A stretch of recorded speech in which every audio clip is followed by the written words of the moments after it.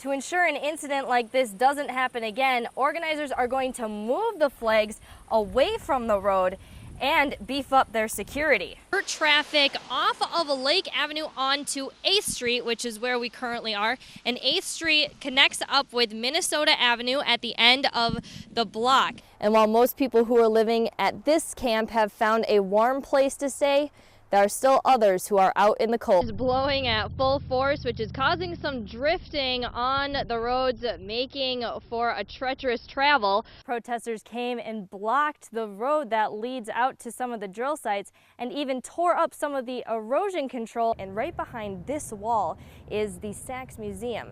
Now what officials want to do is to make a pathway that will go directly into the museum. For sure. Well, thanks so much for showing us some of these things. Oh, look at that. Now you are a wall wizard. There you go. I am. Well, thank you so much. People are already lined up behind me, and the parade's just about to start any minute now. Once a month for the last 5 years, Carolyn Hill has stood in line to receive a box of food at the Second Harvest Food Bank. It's been the difference between having food on my plate or going to bed hungry. Hill is just one of over 800 Northland seniors who receive a supplemental supply of food as part of the Nutrition Assistance Program for Seniors, or NAPS. The Self-Senior Hunger Campaign was recently launched by Feeding America to raise awareness of the issues of senior hunger. It's often those that are forgotten because seniors, just people don't think of being hungry. Shay Morris says the number of seniors needing food has quadrupled in the last 5 years. Many seniors like Hill say the box of food gives them a balanced diet. With this program, we get a choice of healthy food.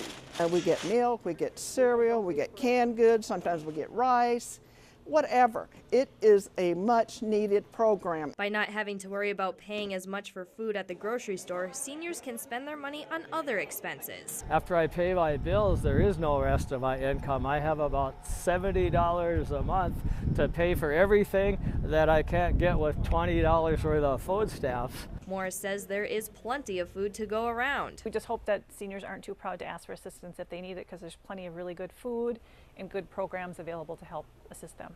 Food is available to seniors at 35 regional food shelves across the Northland. In Duluth, Katie Anderson for KBJR 6 and Range 11.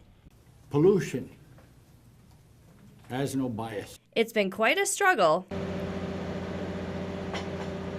But today, GTAC took the first steps towards opening an iron ore mine in northwestern Wisconsin. So basically what we will do here is we'll have sections of pipe that go into the ground and collect the core sample, and they will be pulled out with the tube. On Tuesday, Go-Give-It Taconite placed a drill rig on the site acquired from Idea Drilling out of Virginia, Minnesota. The company is required to comply with various environmental regulations and found a drill rig that meets their needs.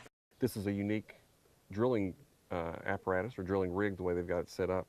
It's compact, it doesn't take much of a footprint, so we can stay on existing roads and not go out in the woods and cut into areas. So the entire project, we're looking at it as being as low impact as we can. GTAC will be taking 8 core samples over the next few weeks, which will allow them to determine the chemical makeup of the rocks in the area. Everything we've debated up to this point is guesswork. What we're going to find out from this are the answers to the questions.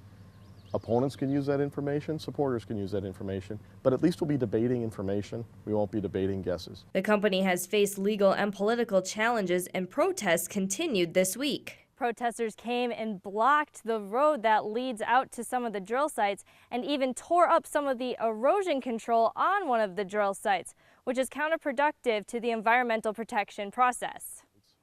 Taking out some of the environmental controls that the DNR has asked us to put in, required us to put in as part of our permit. If those controls aren't properly in place, then you can have erosion. And so, ironically, the people who say they're concerned about the environment tore up the environmental protections. In Melling, Katie Anderson for KBJR 6 and Range 11. I don't know, it's pretty rough up here anyway, you know, so I'm kind of used to stuff, but nothing like this. Yeah. At about 5:15 Friday morning, the Red Lake Police Department got a call indicating gunshots were heard at a home just outside of Red Bee. Dispatch advised that we had 2 officers that were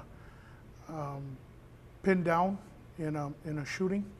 Brunel says the two officers took shelter behind their squad cars when they heard shots coming from inside the home, causing shrapnel to go everywhere. It's reported or suspected that there's a fully automatic AK-47s that were involved. After negotiations, officers were able to get most of the people out of the home, except for two men who refused to come out. Red Lake Department of Public Safety officers and myself, we approached the house. We shot the house with tear gas, and the other two individuals came out.